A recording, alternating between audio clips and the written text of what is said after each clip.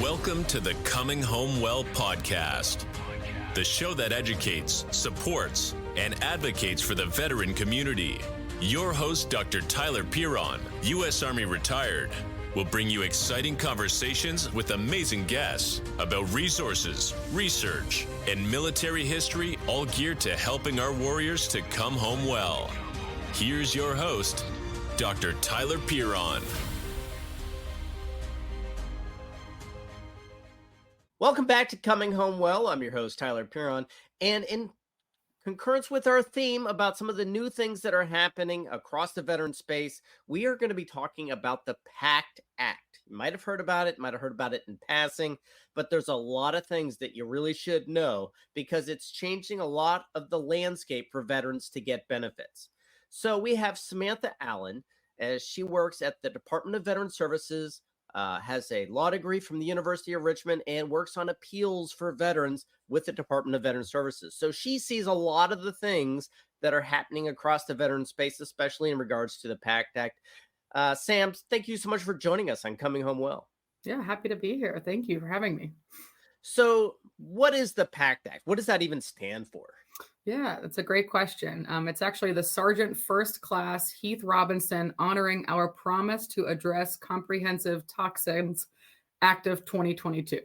And that's a mouthful. But that's the PACT Act. And actually, what is more interesting, I think, is who is Heath Robinson, which I didn't know at first. And because we've been educating people on the PACT Act, we thought it would be important to know at least a little bit about the person behind the name of the law.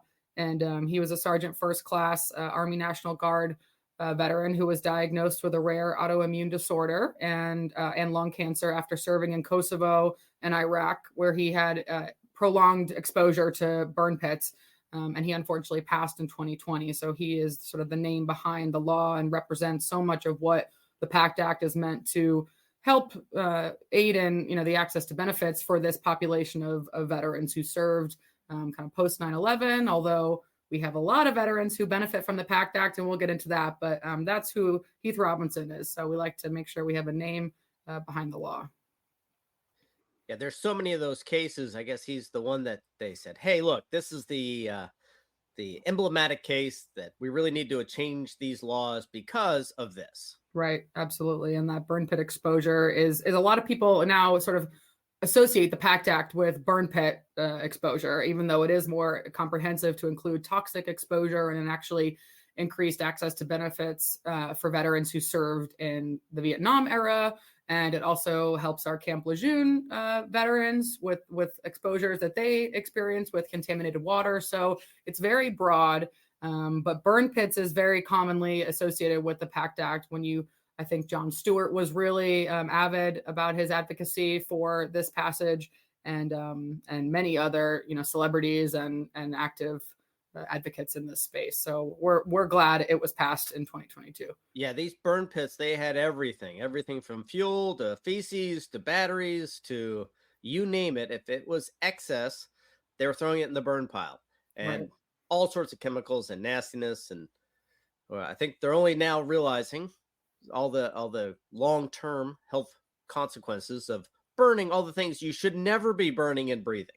Right. And then living next to those burn pits for months and months at a time in some cases, if not longer. Oh, yeah. So you had no reprieve from that. Depends on which way the wind was blowing, right? That's never good. So we have the PACT Act. It passed in 2020. It covers a lot of stuff. What are some of the highlights of the things, the PACT Act? What should people know? Yeah, so it actually passed on August 10 of 2022. So this is very new. August 10 of 2022 was signed into law under President Biden. And these claims began processing just over a year ago, January 1, 2023.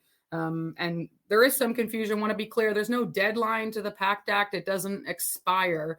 This is law. So this is now federal law, and this will stand just like Agent Orange presumption has stood since that law went into effect years ago. So the PACT Act is here to stay, which is great for many, many veterans. And there's actually some data that came out that over 1 million claims have been filed since it was passed in 2022. as of this fall. So as of September, October 2023. So undoubtedly more claims have been filed since then. And those are claims for veterans who previously were denied, for surviving spouses, for veterans who have never filed before, or veterans who just got out after the passage of the PACT Act. So our newer veterans. So 1 million plus veterans is actually not surprising at all. And that likely includes a number of surviving spouses who are claiming a service-connected death for the passage of their veteran. Benefits for everyone, really important. And what it does, the PACT Act, it's a law that expands access to VA healthcare, access to VA disability compensation benefits, largely for veterans who are exposed to burn pits, Agent Orange exposure, and then other toxic substances. They added a number of health conditions to their presumptive list, which is really important. So we'll walk through some of that. But overall, this is perhaps the largest healthcare and benefit expansion in VA history. So VA is very proud of the PACT Act. And I will say the VA website is actually excellent. It's an excellent resource for the PACT Act. It's va.gov, resources, PACT Act, your VA benefits, and pretty much every question you can think of should be on there. There's an FAQ section, but of course, you can always reach out to someone to get more information. But I have to give the VA credit. They've done an excellent job of educating people on the PACT Act because of how sweeping its reaches. So it's important, not only because of the expansion of benefits, but the expansion of healthcare, which is very significant for veterans. Huge. Adding the new presumptive conditions. And again, I'll walk through that in a little bit. It also added locations. And I have a personal anecdote I might share along the way of a veteran who we've been trying to get granted for years, who finally now under PACT Act, because it broadened the locations that they included for Agent Orange exposure presumption, is now granted under PACT Act. So now he's 100% permanent in total. He's been not service connected for years. So it's such a success story for someone that really was deserving for other reasons. So I'll get into that a little bit later, but seeing the real tangible impact of that in a positive way is very exciting as an advocate and a VSO. They also added toxic screening for veterans. So if you're enrolled in VA healthcare, you can now get a screening at your healthcare facility to see if you did have that toxic exposure. And there's a list of questions and a physical exam that you can go under. And then overall, it helps improve research and education and treatment related to toxic exposures.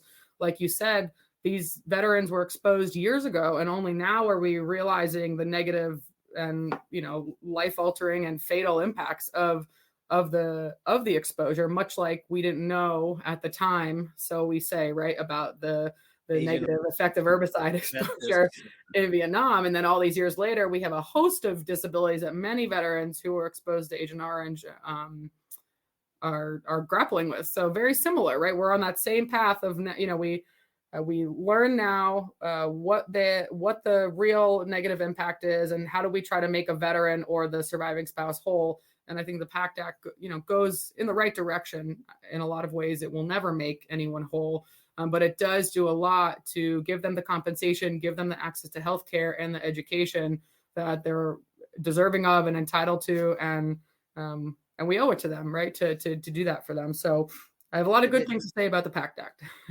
So you said that it's one of the largest expansions of access and benefits in the VA history. That's a big statement. Is it like that substantial? Yeah, it absolutely is. And I think it's because if you think about the presumption that it essentially creating these presumptions, it eases the burden for a veteran or a surviving spouse to establish that they have a disability from service. So when you look at, and I'll just sort of, go right to the Agent Orange exposure, and how that has been impacted by the PACT Act, because it's lesser known in a way than the burn pit exposure that everybody's talking about. But when you look at the impact of our, Vietnam era veterans, who are actually a very large population right now that we're serving, adding two diseases, hypertension and what's called monoclonal gammopathy of an undetermined significance, or MGUS, MGUS is another acronym, which is a blood disorder.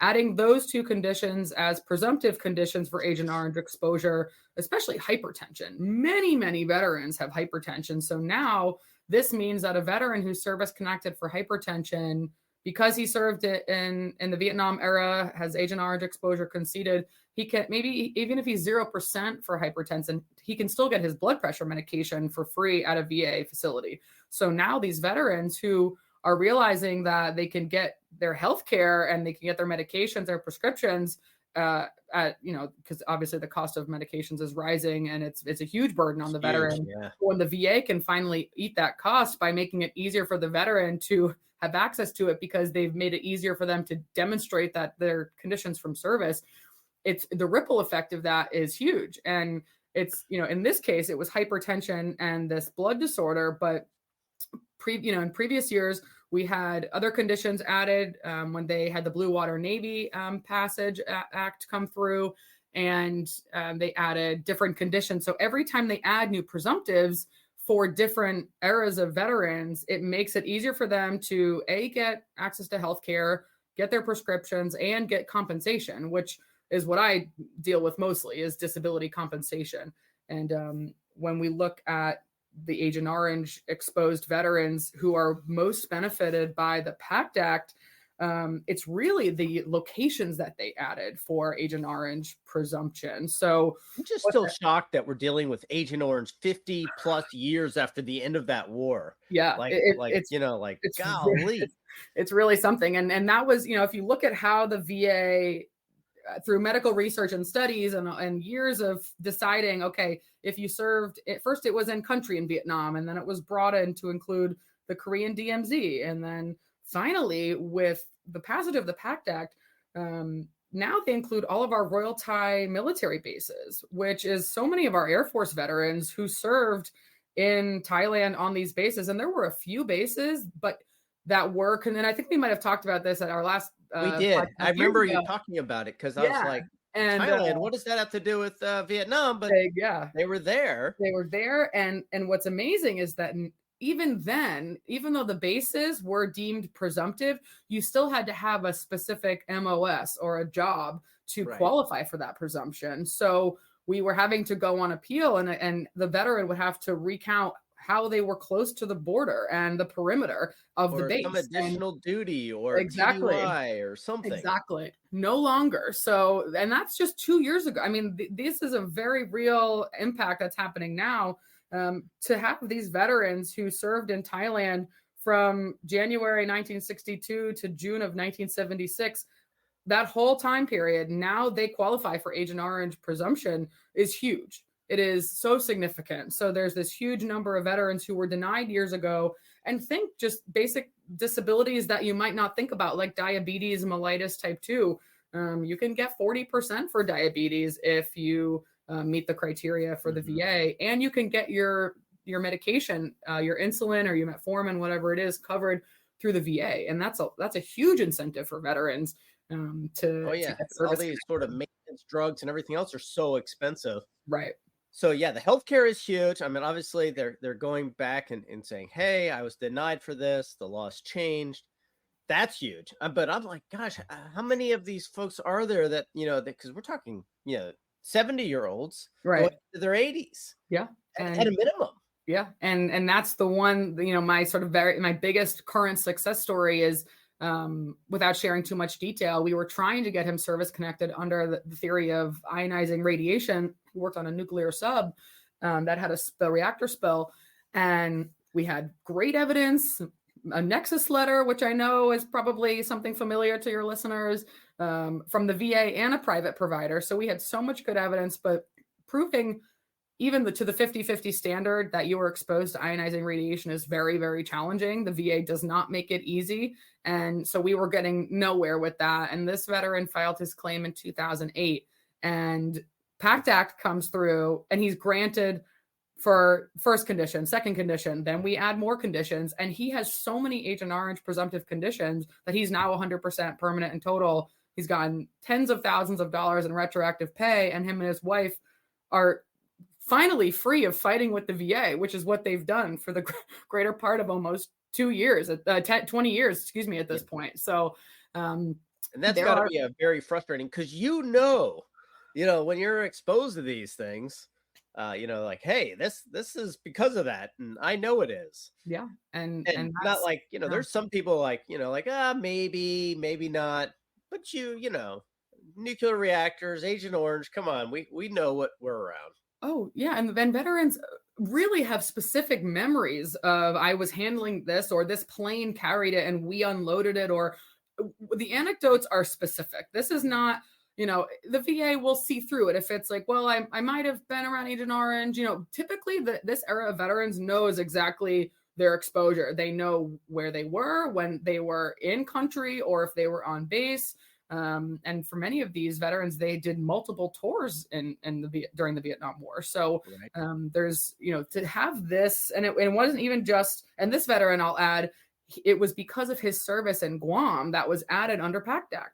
So when the PACT Act increased access to benefits based on either location served or date or time served, it included for this purpose Guam from 1962 to 1980, and because everybody was passing through there. Yeah, and so that's getting that through, and having the VA able to concede that, right? Because then there's the issue of record keeping. So, okay, I know I was in Guam, but is it in my service records or my military personnel file? And luckily, in this case, this veteran had jumped through enough hurdles that I think that they finally made it a little bit easy for him towards the end. But had it not been for that Guam concession and addition through the PACT Act, he would still be banging his head against the wall, with all of these conditions that meet the Agent Orange presumption, but no concession of exposure. So it's always interesting when I look at laws, because I see a lot of laws, I read them, and some are written so broad and vague that everything and nothing. Now, this one seems to be very specific and very thoughtfully crafted. It must have been over a number of years where they've, hey, this place in this place, and all these places people have deployed. It's not like we deployed combat forces to Guam, except during World War II, right. But it is one of the big jumping off points to the Pacific. Right. And so, okay, what happened there? Each thing sounds like it was really sort of well crafted, and some of the issues that have been percolating for years to decades to almost millennia now, I guess. Yeah. And whenever I'm talking to veterans and I'm trying to explain, when I try to explain a decision, I'm not defending the VA. I'm trying to explain what I think the VA is trying to say. Mm-hmm. And I have to remind them that the VA doesn't operate under a common sense approach to anything. So it might make so much sense to you that I served here and I have this, and why am I not being granted? But it is much more complex than that. And I think the PACT Act does take a big step in the right direction of simplifying it in some ways, because of that, like you said, that research and the history that's there to support the fact that these time periods, there's likely a lot of research and historical references to the fact that, if you were in the Navy and you served during this time, that's probably where you probably passed through Guam. And they also added Cambodia for a period of time in 1969, and the Thailand, veterans who served at those Thai bases. It's significant. So certainly if you're a veteran who served during the Vietnam War, you're in the Air Force, or you served on a Royal Thai base and you've been denied, it doesn't guarantee you'll get the benefit, but think about it, reach out. And if you've gotten a letter from the VA, they've done a ton of research and outreach to veterans who were previously denied and to surviving spouses who were previously denied to say, please file. I mean, they are begging people to file claims for under. I've gotten letters, and I was kind of surprised, because I wasn't really, I don't have any pending claims. I don't have anything, that I'm outstanding. Right. But they sent me a letter saying, hey, based on our records, you likely would be eligible for this, and and here's how to do it. And it was actually it wasn't super long, but it certainly was very, hey, this is how you apply. Click here to learn more. Yeah. It was there was a timeline when it first came out that it would be retroactive for a period of time. And I think that's what they're trying to let a lot of people know. Like,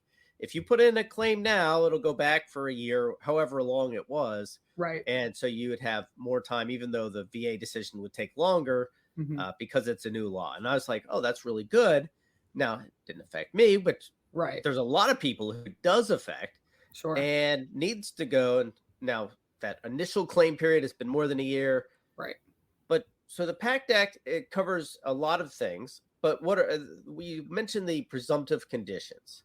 Now, obviously, we've talked about Agent Orange and the Vietnam era and a little bit on the burn pit. But what is the presumptive condition? And so what is the calculus, I guess, is really my question. Like A, deployed, B, these time periods, or you have these conditions and deployed, or what does that math look like? What does that thought process look like? It's a good question. And I'll also just add that your point about the date tolling was correct, right? They wanted veterans to file within a year of the passage of the law so they could get the effective date being the date of the law passage. So 8/10 of 22.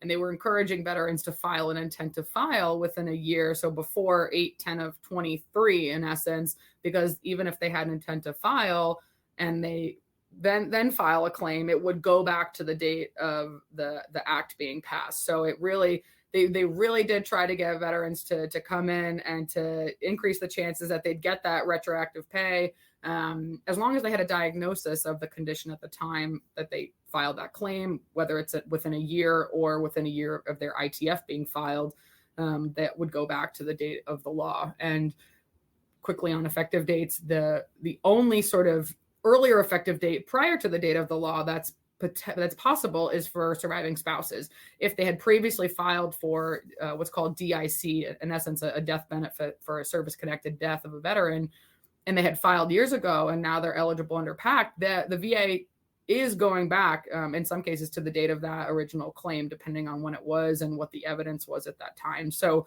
if you're a surviving spouse or a surviving spouse, a widow of a veteran who has passed, and they meet one of these criteria, right? Whether it's Agent Orange exposure or what I'm about to get into, which is, our Gulf War and post 9/11 burn pit era veterans, please file and consider reaching out for help, because what was very difficult to prove previously is now much easier for a huge group of the population. So looking at your most recent question, there are sort of some criteria that you have to meet in order to be eligible for these benefits. So the VA, again, I'm going to give them kudos because they do explain it very well on their website, and it's a resource I've referred to because we want to be sure that we're looking at the right location and the right conditions. So if you served in any of these locations or time periods, you have a presumption of exposure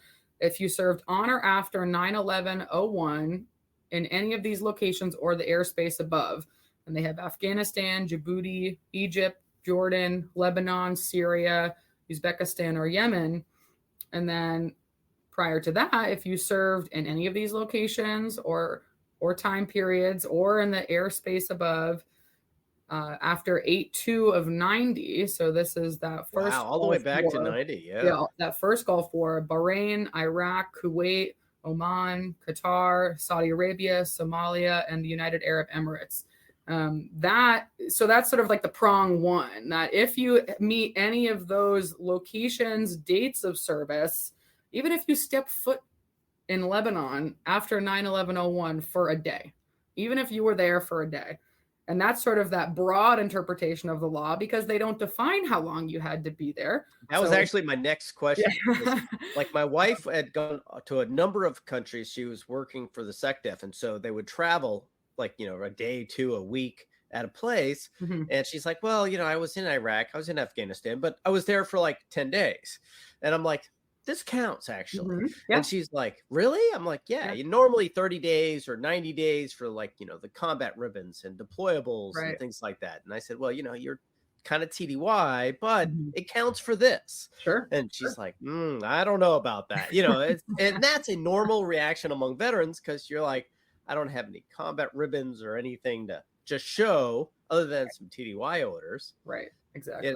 That is a huge change. So if you were there at all on duty in any of these locations, that's prong one. That's prong one. And prong two is, what is your disabling condition? So they have it distinguished between cancers and illnesses. So this Gulf War era post 9/11 eligibility for cancers is massive. So brain cancer, gastrointestinal cancer of any kind, glioblastoma, which is a type of brain cancer, head cancer of any type, kidney cancer, lymphatic cancer of any type, lymphoma of any type, melanoma, neck cancer, pancreatic cancer, reproductive cancer of any type, so for both men and women, and then any respiratory type of cancer. So wow. It's almost hard to think of any other type of cancer that isn't included in this pretty comprehensive list.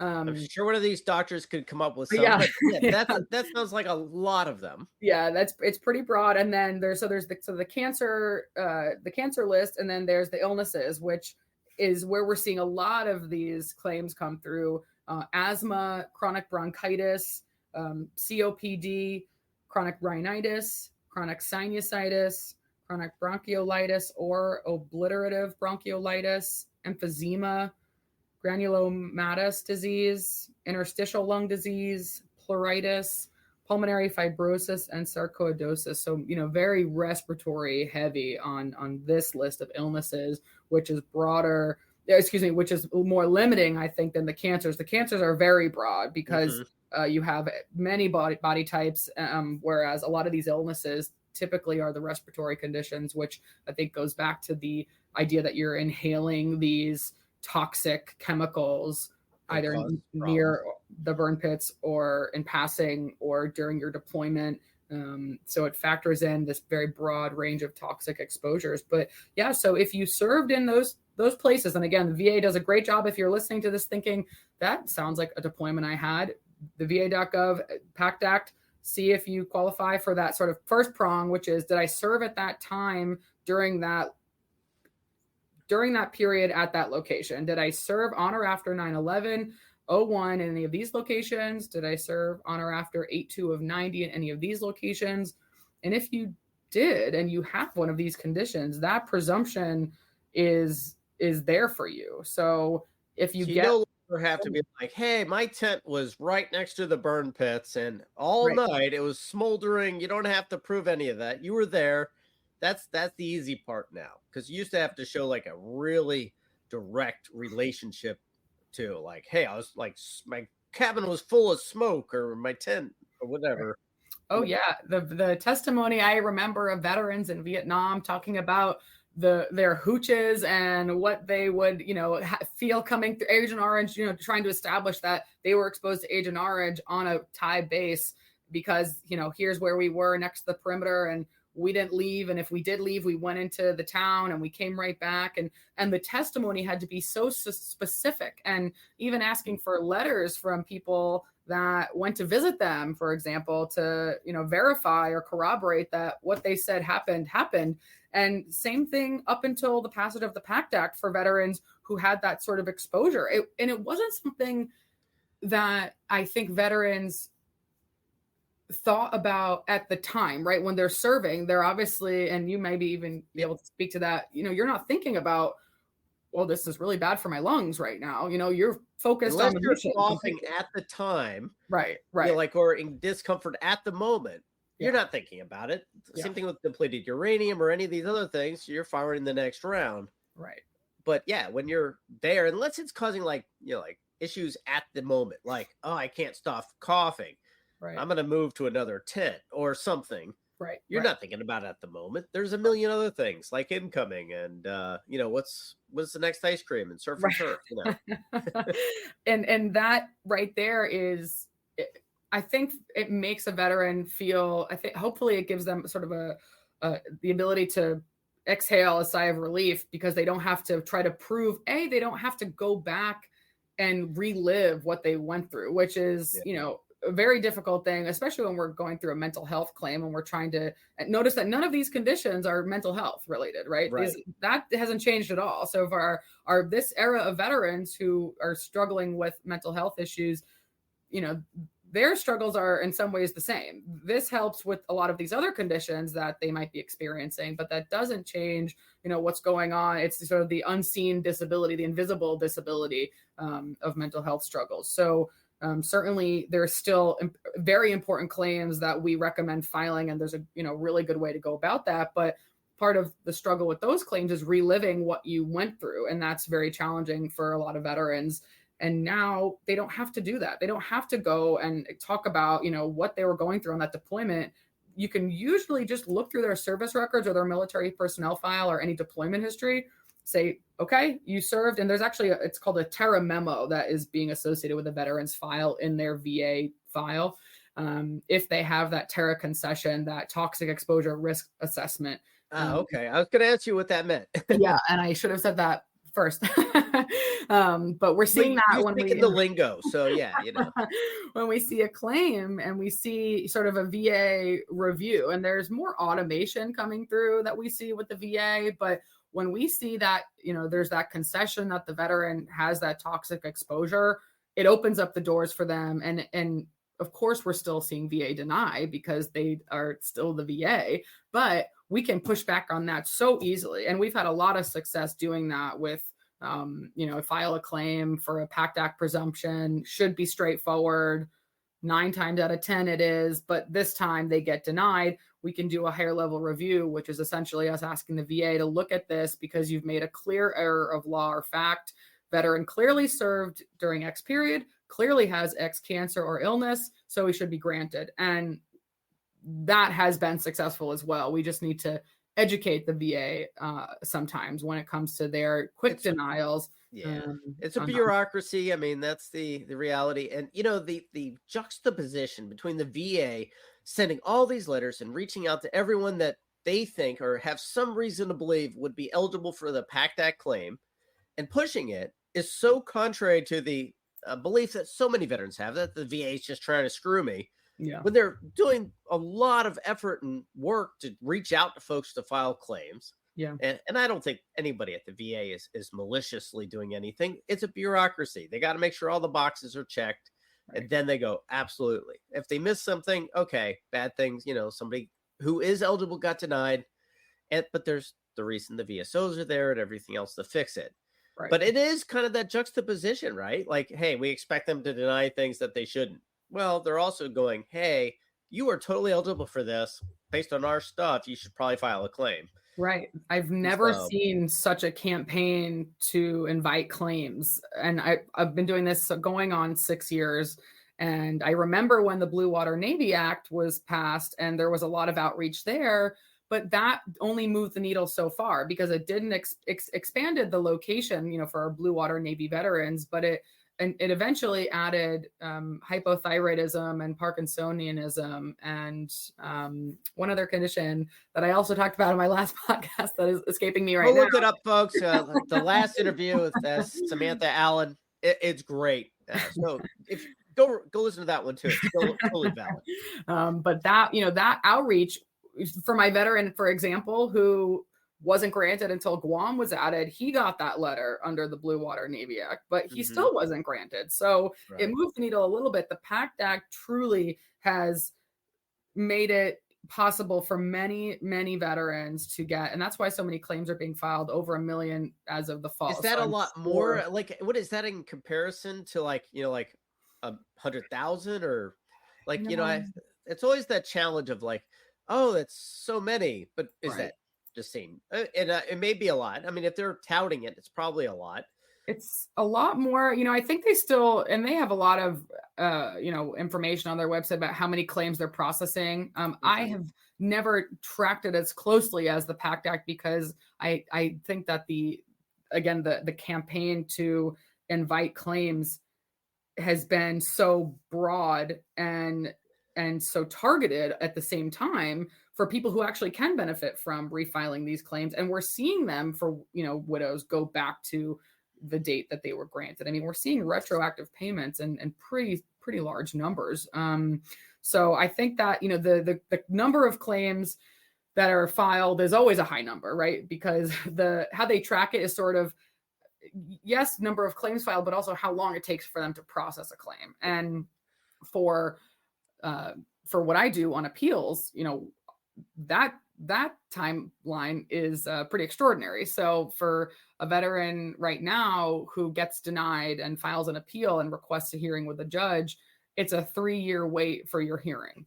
And it's funny. I literally asked Bill the other day when I was talking to him, your colleague at the Department of Veteran Services. I said, well, all right, so you've got these different levels of reviews, and how long is it if you go to the appeals board, actually the administrative law judge? Mhm. Oh, 3 to 5 years.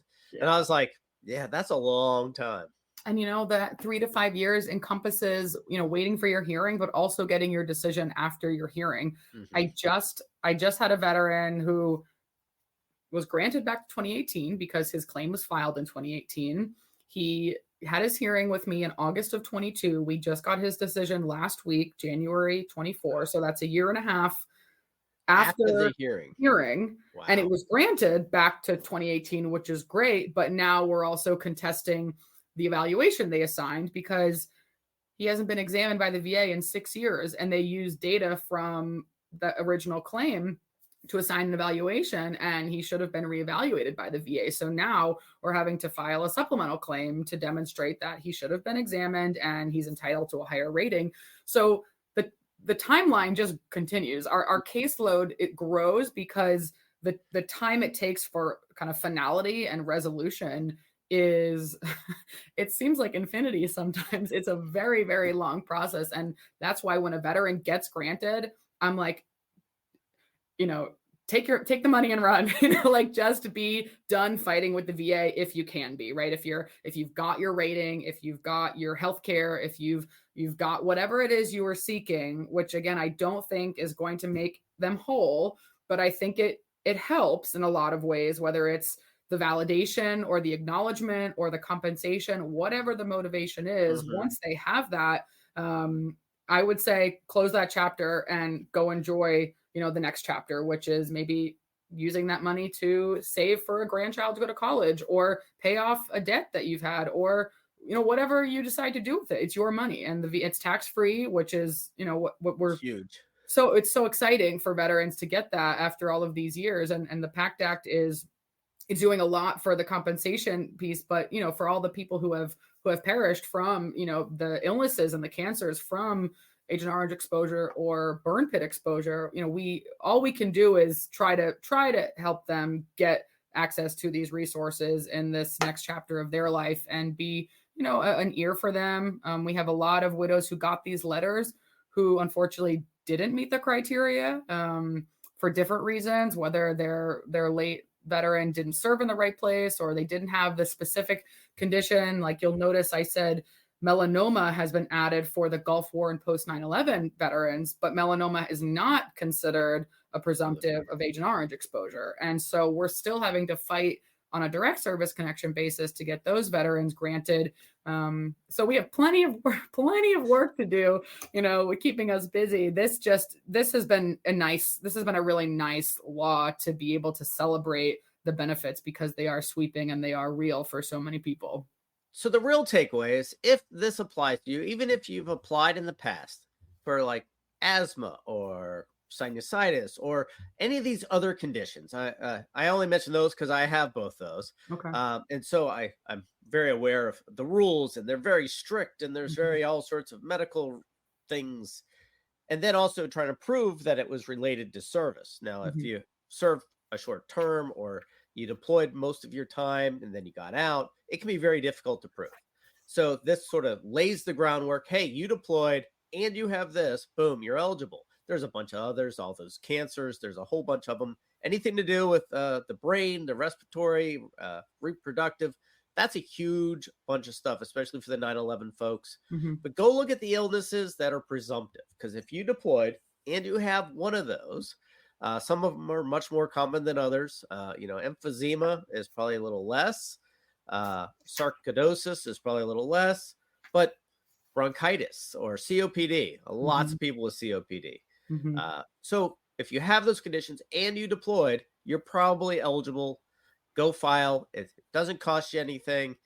But I was also thinking about what Bill said the other day when I was talking with him about when to file a claim. If you've had the rating for less than 5 years, you're at the 4-year mark, wait till you have the full 5 years before you start muddling things up, because they're going to go back and reevaluate, and you may not want that. Yeah. So yeah, there's some calculus involved, some thinking, some understanding of the rules and processes. It's a bureaucracy. It's way less personal than anybody would ever think, based on some of the veterans. It's nothing personal. It's all paperwork. Yeah. And yeah, that's a real hard takeaway sometimes, when people think it's like, oh, they're out to screw me. No, it's not everybody, and it's not even one person. Yeah. The system doesn't care.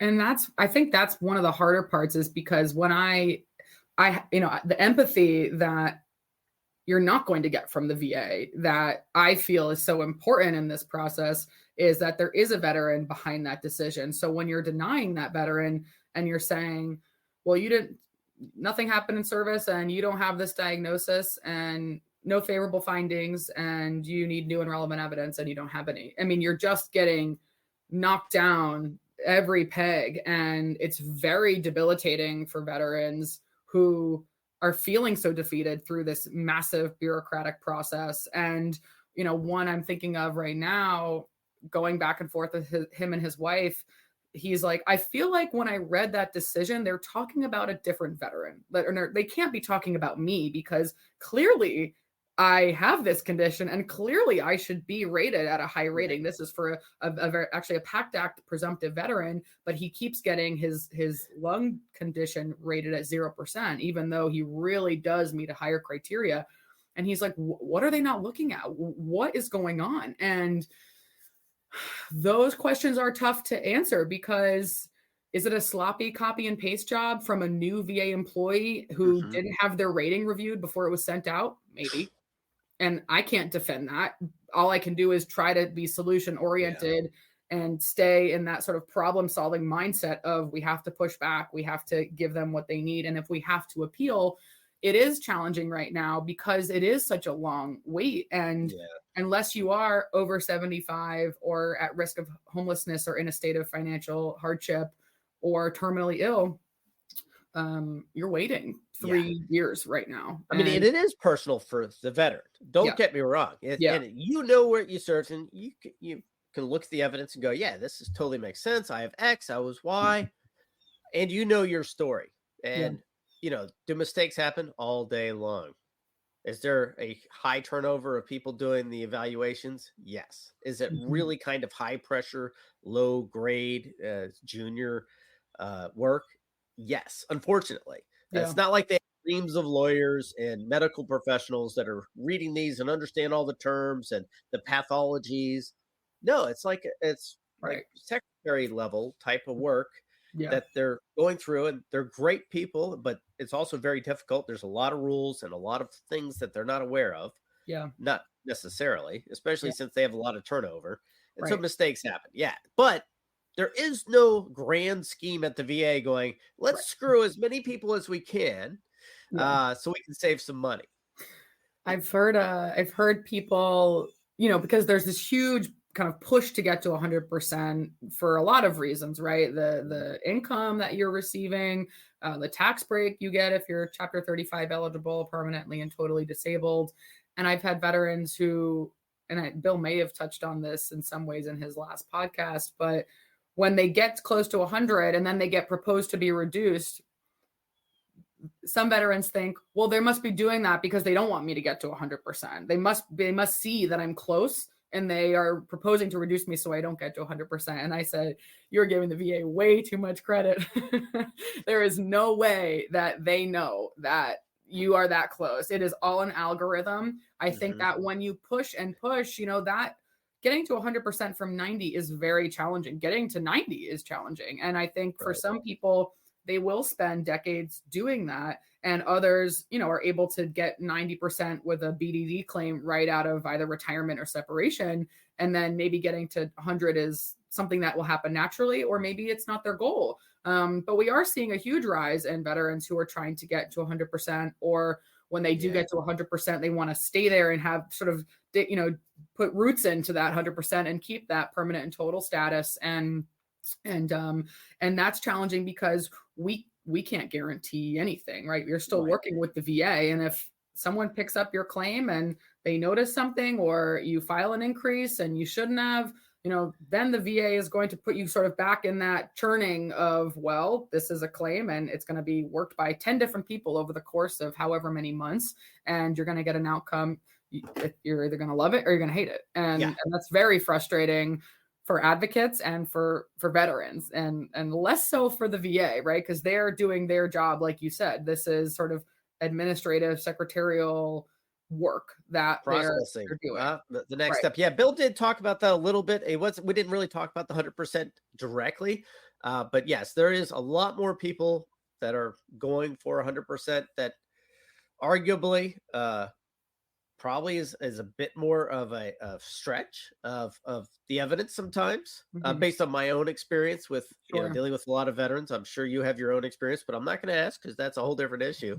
But yeah, that's you're putting yourself at risk. Now, the PACT Act does remove a lot of the barriers that did exist, and that's a very important takeaway, because you used to have to prove all sorts of things, and then these presumptives are absolutely fantastic for veterans. If you meet X, I was there. B, I have the thing, whatever the thing is. Right. As long as it's one of the presumptive conditions, you're getting a rating that's going to be positive. It might be 0% based on how much it's affecting you. Right. But like most cancers are 100% while they're active. Exactly. And then the residual. So that's a huge issue. But also you get the medical care for anything related to it. And that's another huge, massive cost, because anybody who's dealt with medical costs, that's actually the best thing about, I think, the PACT Act is like extra health insurance for any of these conditions. And treatment, I mean, especially if you're in an active cancer state and you're having to either do chemotherapy or radiation or both or surgery, and you can do that through the VA. I had my first PACT Act veteran was a veteran who we filed before the PACT Act came out, and then he became terminal. He had glioblastoma. It was a brain tumor. It's non-curable and fatal, of course. And once he took a turn, we were able to motion for an advancement on the docket because of his terminal illness. And we got a hearing scheduled within a week, and we got him granted everything for his condition. And he ended up passing about 4 months later. And thank goodness we were able to do that so quickly. And this was probably the most positive, optimistic person I've ever worked with. Him and his spouse were absolutely lovely. And we were so grateful because we were able to get them granted. And with great evidence, they actually gave him the effective date that was of the date he filed the claim. And that's another sort of big advocacy tip. If you have an ongoing claim or appeal that's been long-standing prior to the PACT Act, don't withdraw it and go file a new claim under PACT Act, because if we can try to argue for direct service connection and get you that earliest date possible, that effective date of that date of claim, we want to do that. And if you withdraw it and you file a new claim, you're only going to get the claim effective date of either the PACT Act if you filed within a year of the passage, or the ITF that you might have filed.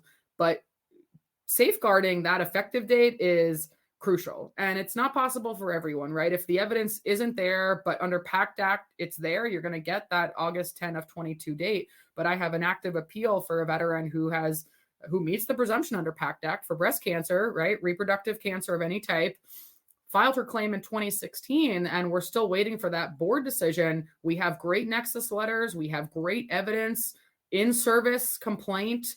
We're pushing for direct service connection because we know she's going to get it under PACT, but we want her to get her effective date for her date of claim. And that's something the PACT Act, that's one thing that the PACT Act we sort of tread lightly with, because we want the effective date of the PACT Act if that's our only option. But if you have a long-standing appeal or claim, do not withdraw it. Keep that active. And if we can make that argument for direct service connection, which is always an option for anyone, right? The presumption makes it easier, but direct service connection is always an avenue. So we want to push that direct service connection where possible, maximize benefits for the veteran and the surviving spouse.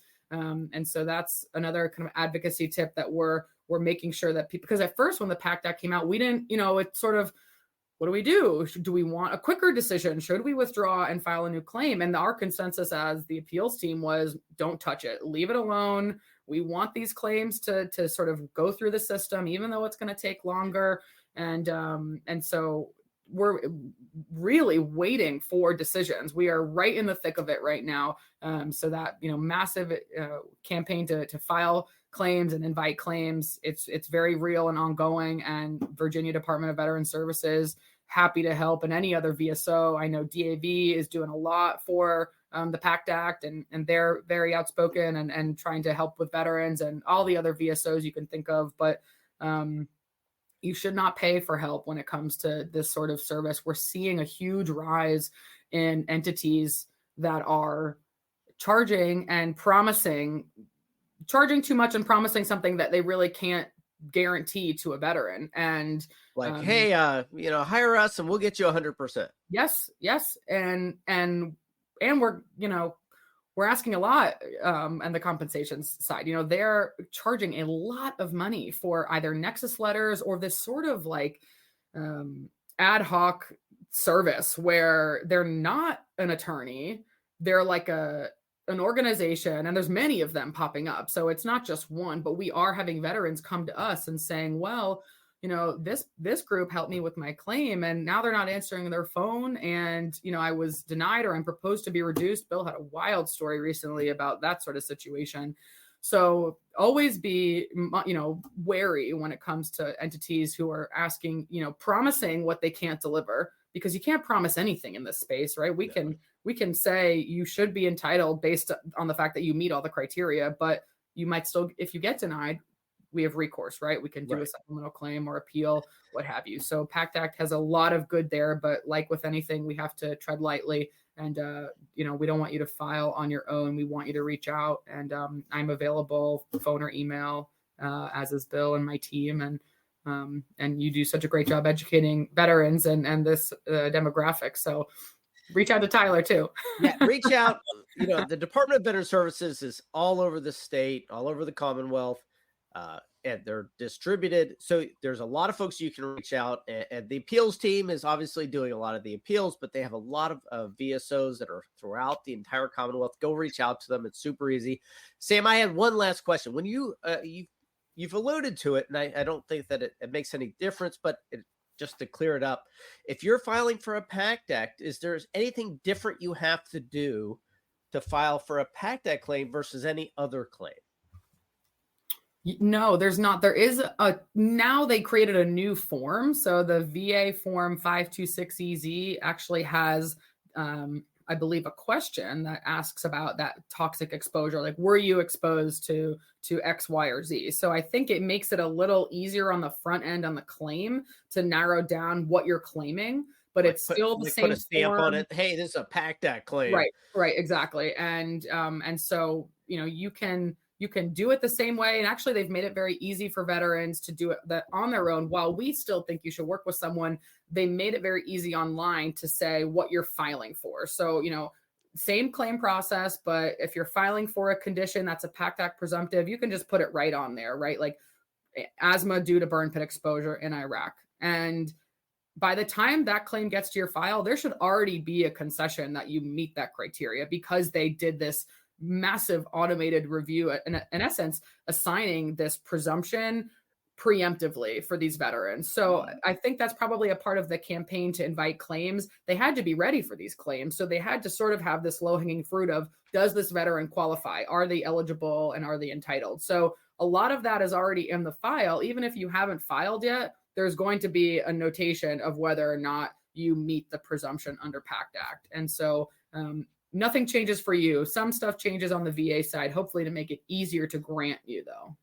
That makes that process. They don't have to go digging through your records. Hey, yep, they meet it. Boom. Okay. Right. They have it. Boom. Good.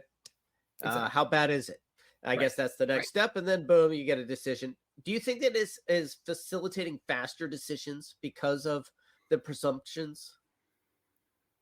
Now, I know it's not been a long time. It's been a little less than a year since it's been fully implemented, but yeah, overall, I think so. Faster than what I see on appeal is Yes, appeals are, So what I see with claims and supplemental claims and higher level reviews, I think it's faster. I will say what's taking a very long time are the non-PACT Act presumptive claims. So I think that there is a big push to get these PACT Act claims processed, but like for a claim for a pension for a veteran, for surviving spouse, or either a pension claim or a DIC claim for a service-connected death attempt to get that granted, those are taking a very long time, unfortunately. So I am seeing quicker grants within months, under 6 months for the one I just worked on, filed in September and is now permanent in total, wow, less than 6 months later. So that's a very quick, that is very fast, very quick path. And he wasn't advanced on the docket due to age or anything like that. So that's just a sort of a run of the mill, if you will, veteran filing a claim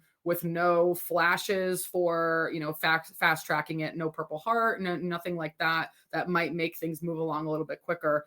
So yeah, I think it is quicker. I think that the appeals are still a huge weight, but it's worthwhile if you have a complex issue of law or fact, or you're getting nowhere with supplemental claim after supplemental claim, and you want to get before a judge and have that conversation. There's a lot of value to that, but we're not having to file as many appeals right now because of, for example, the Thailand veterans, right? We don't have to appeal to get to a judge to explain they were on the perimeter. Now it's granted under PACT. So there's been a kind of sort of a shift in the workload, I think.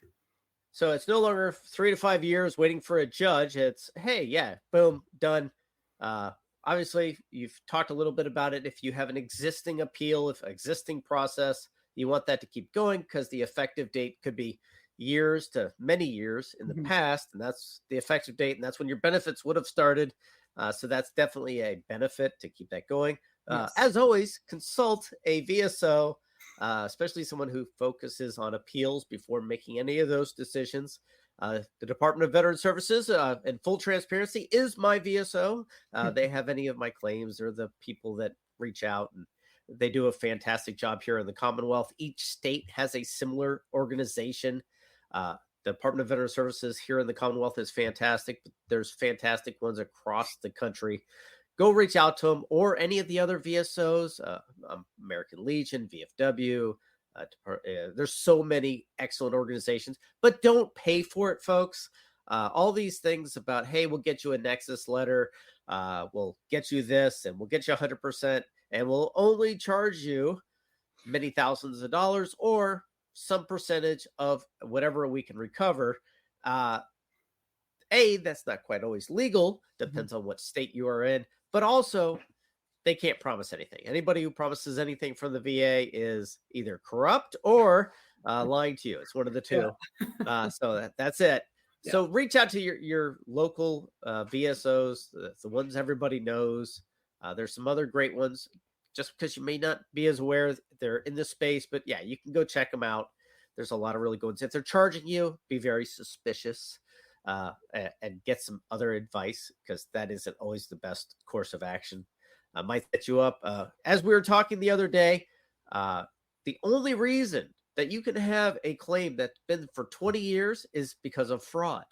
So don't put yourself in that pickle if it's not quite legit, because they can. As a former special agent, I will tell you that we will dig back 20 years and find something and go, oh, this doesn't look kosher, and then dig into it more, and then you have a horrible time, because everything from that point forward is considered fruit of the fraud.